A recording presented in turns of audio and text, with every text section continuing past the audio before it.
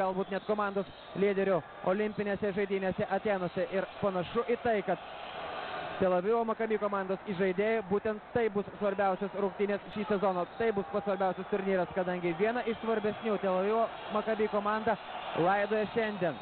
Giedrius Gustas prameta abu baudos metimus, tačiau Tanoka Berdas atkovoja kamuolį, priverčia prasižengti Nikolą Vujčičių ir mes du baudos metimus jau pasibaigus šios dienos rungtynių laikui.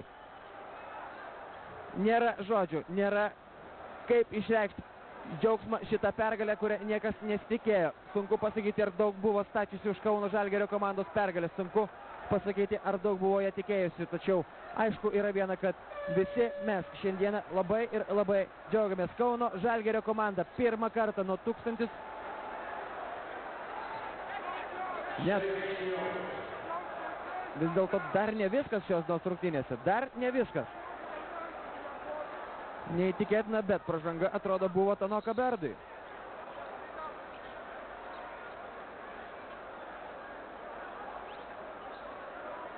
Dabar galima patylėti ir palaukti, kol baigsis tos 2 sekundės.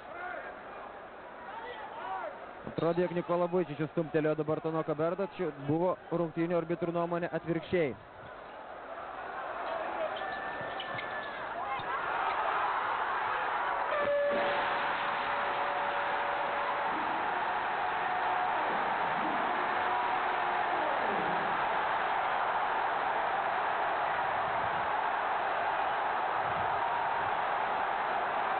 Jūs viską matėte patys ir kažką pridurti ir pasakyti turbūt nėra įmanoma ir turbūt net nereikia.